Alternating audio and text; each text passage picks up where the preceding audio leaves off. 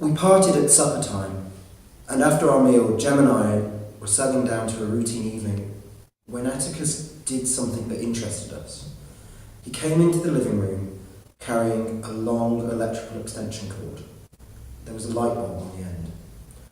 "I'm going out for a while," he said. "You folks will be in bed when I come back, so I'll say goodnight now."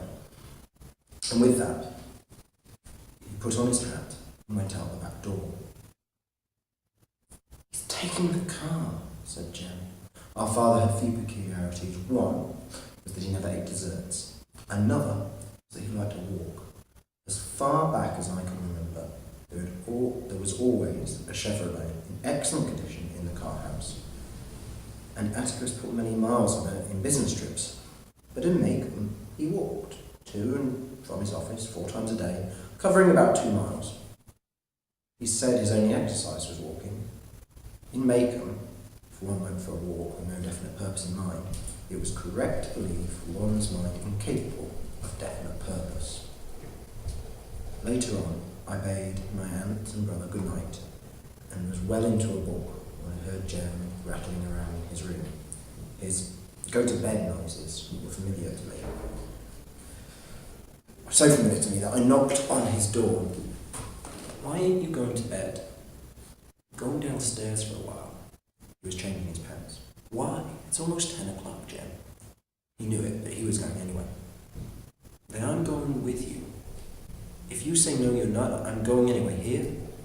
Jem saw that he would have to fight to keep me in the house, and I suppose he thought a fight would agonize Auntie, so he gave in with little grace. I dressed quickly. We waited until Auntie's light went out, and we walked quietly down the back steps. There was no moon tonight. "Till wanna come?" I whispered. "So he will," said Jem gloomily. We leapt over the driveway wall, cut through Miss Rachel's side yard, and went to Dill's window. Jem whistled, bobbed white. Dill's face appeared at the screen, disappeared, and 5 minutes later he unhooked the screen and crawled out, an old campaigner. He did not speak until we were on the sidewalk. "What's up?" "Jem's got the look-arounds, an affliction Calpurnia said all boys caught at his age. Just got this feeling," Jem said, "just this feeling." We went by Mrs. DeVoe's house, standing empty and shuttered, camellias grown up in weeds and Johnson grass. There were 8 more houses at the post office corner. The south side of the square was deserted. Giant monkey puzzle bushes bristled, one each corner, and between them an iron hitching rail glistened under the streetlights. A light shone in the county toilet. Otherwise, that side of the courthouse was dark. A larger square of stores surrounded the courthouse square. Dim lights burned from deep within. Atticus's office was in the courthouse when he began his law practice, but after several years of it, he moved to quieter quarters in the Macon Bank building. When we rounded the corner of the square, we saw a car parked in front of the bank. "He's in there," said Jem. But he wasn't. His office was reached by a long hallway. Looking down the hall, we should have seen "Atticus Finch, Attorney at Law," in small, sober letters against the light from behind his door. It was dark. Jem peered in the bank door to make sure. He turned the knob. The door was locked. "Let's go up the street. Maybe he's visiting Mr. Underwood." Mr. Underwood not only ran the Macon Tribune office, he lived in it. That is, above it. He covered the courthouse and jailhouse news simply by looking out his upstairs window. The office building was on the northwest corner of the square, and to reach it, we had to pass the jail. The Macon jail was the most venerable and hideous of the county's buildings. Atticus said it was like something Cousin Joshua St. Clair might have designed. It was certainly someone's dream, starkly out of place in a town of stone-faced stores, and steep roofed houses, Maycombe Jail was a miniature Gothic joke.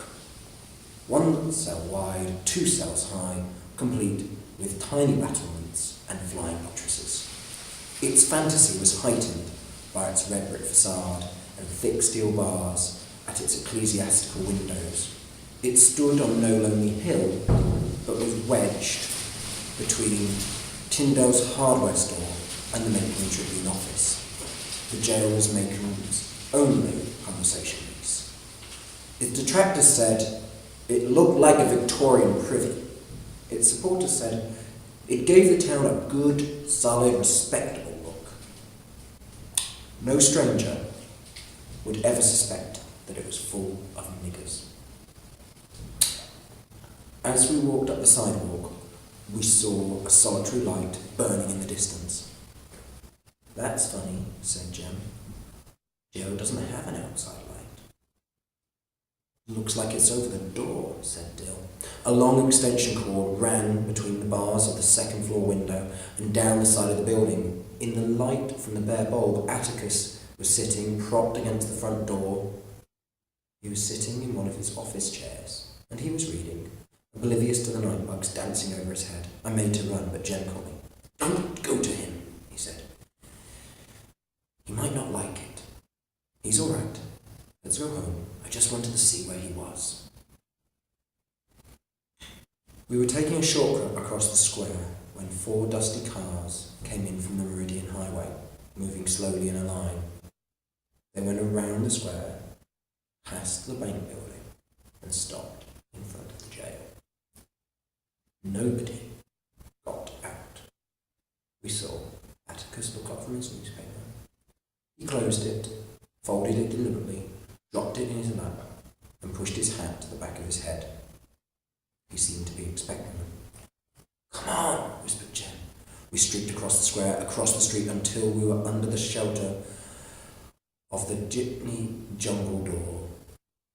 Jem peeked up the sidewalk. "You need to get closer," he said. He ran to Tyndale's hardware door, near enough, at the same time, discreet. In 1s and 2s, men got out of the cars. Shadows become substance, as light revealed solid shapes moving toward the jail door. Atticus remained where he was. The men hid him from view. "He in there, Mr. Finch?" a man said. "He is," we heard Atticus answer. "And he's asleep. Don't wake him up." In obedience to my father, there followed what I realised was a sickeningly common aspect of an unfunny situation. The men talked in near whispers. "You know what we want," another man said. "Get aside from the door, Mr. Finch." "You can turn round and go home again, Walter," Atticus said pleasantly. "Hectate's around here somewhere." "The hell he is," said another. "Heck's bunched so deep in the woods they won't get out till morning." "Indeed? Why so?" "Called him off on a snipe hunt," was the succinct answer. "Didn't you think of that, Mr. Finch?" "Thought about it, but didn't believe it." "Well then," my father's voice was still the same, "that changes things, doesn't it?" "It do," another deep voice said. Its owner was a shadow. "Do you really think so?" This was the second time I had heard Atticus ask that question in 2 days, and it meant somebody's man would get jumped. This was too good to miss. I broke away from Jem and ran as fast as I could to Atticus. Jem shrieked, tried to catch me, but I had a lead on him and Dill, and I pushed my way through dark, smelly bodies and burst into the circle of light. "Hey! Atticus!" I thought he would have a fine surprise, but his face killed my joy.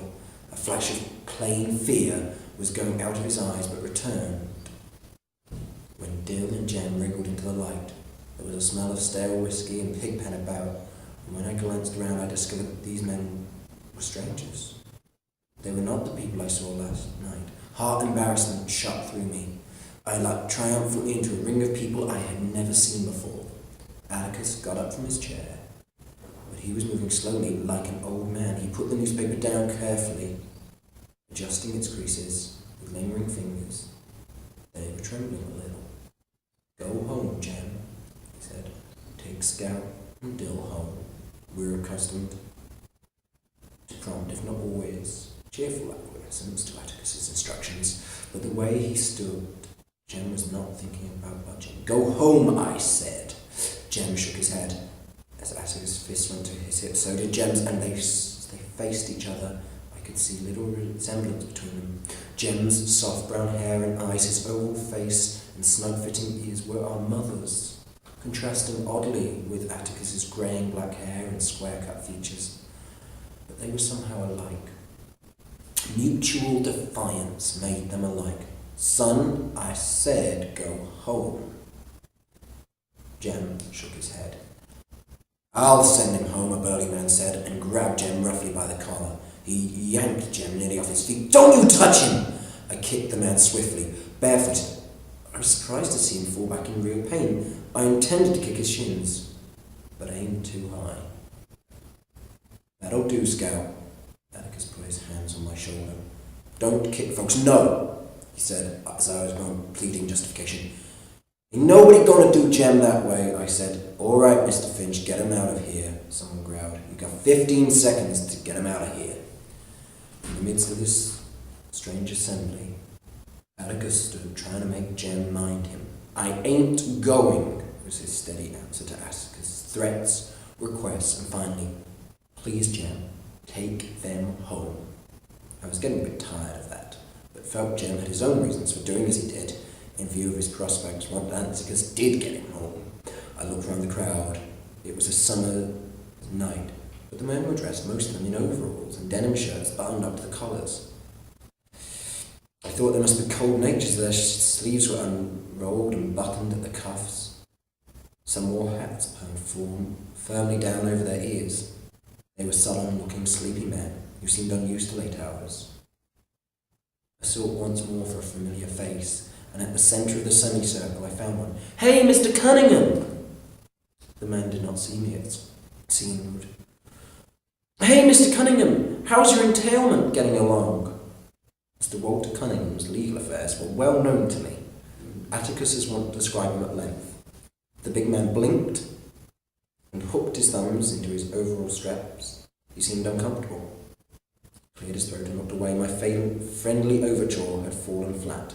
Mr. Cunningham wore no hat, and the top of his forehead was white in contrast to his sun-scorched face, which led me to believe he wore one most days. He shifted his feet, clad in heavy work shoes. You don't remember me, Mr. Cunningham? I'm Jean Louise Finch. You bought us some hickory nuts one time, remember?" I began to sense the futility one feels when unacknowledged by a chance acquaintance. "I go to school with Walter," I began. "He's your boy, ain't he? Ain't he, sir?" Mr. Cunningham was moved to a faint nod. He did know me after all. "He's in my grade," I said, "and he does right well. He's a good boy," I added. "A real nice boy. We brought him home for dinner one time. Maybe he told you about me. I beat him up one time, but he was real nice about it. Tell him hey for me, won't you?" Atticus said it was polite to talk to people about what they were interested in, and not what you were interested in. Mr. Cunningham displayed no interest in his son, so I tackled his entailments once more in a last-ditch effort to make him feel at home.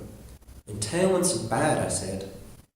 I was advising him when I slowly awoke to the fact I was addressing the entire aggregation. The men were all looking at me. Some had their mouths half open. Atticus had stopped poking at Jem. They were standing together beside Dill. Their attention amounted to fascination. Atticus' mouth, even, was half open, at an attitude he had once described as uncouth. Our eyes met, and he shut it. "Well, Atticus, I was just saying to Mr. Cunningham that entailments are bad and all that, but you should not worry. It takes a long time sometimes. That you'll write it out together." I was slowly drying up, wondering what idiocy I had committed. Entailment seemed all right enough for living room talk. I began to feel sweat gathering at the edges of my hair. I could stand anything but a bunch of people looking at me. They were quite still. "What's the matter?" I asked. Atticus said nothing. I looked around and up at Mr. Cunningham, whose face was equally impassive. Then he did a peculiar thing. He squatted down, took me by both shoulders. "I'll tell him you said, 'Hey, little lady,'" he said. Then he straightened up and waved a big paw. "Let's clear out," he called. "Let's get going, boys." As they'd come in, ones and twos, the men shuffled back to their ramshackle cars. Doors slammed, engines coughed, and they were gone. I turned to Atticus, but Atticus had gone to the jail and was leaning against it with his face to the wall. I went to him and pulled his sleeve. "Can we go home now?" He nodded, produced his handkerchief, gave my face a going over, and blew his nose violently. "Mr. Finch." A soft, husky voice came from the darkness above. "They gone?" Atticus stepped back and looked up. "They've gone," he said. "Get some sleep, Tom. They won't bother you anymore." From a different direction, another voice cut crisply through the night. "You're damn tootin' they won't. Had you covered the whole time, Atticus." Mr. Underwood and a double-barreled shotgun were leaning out of his window above the Macon Tribune office. It was long past my bedtime, and I was growing quite tired. It seemed that Atticus and Mr. Underwood would talk for the rest of the night. Mr. Underwood out of the window, Atticus up at him. Finally Atticus returned, switched off the light above the jail door, picked up his chair. "Can I carry it for you, Mr. Finch?" asked Dill. He had not said a word the whole time. "Why, thank you, son." Walking towards the office, Dill and I fell into step behind Atticus and Jem. Jill was encumbered by the chair and his pace was slower. Atticus and Jem were well ahead of us, and I assumed Atticus was giving him hell for not going home. But I was wrong. As they passed under a streetlight, Atticus reached out and massaged Jem's hair, his one gesture of affection.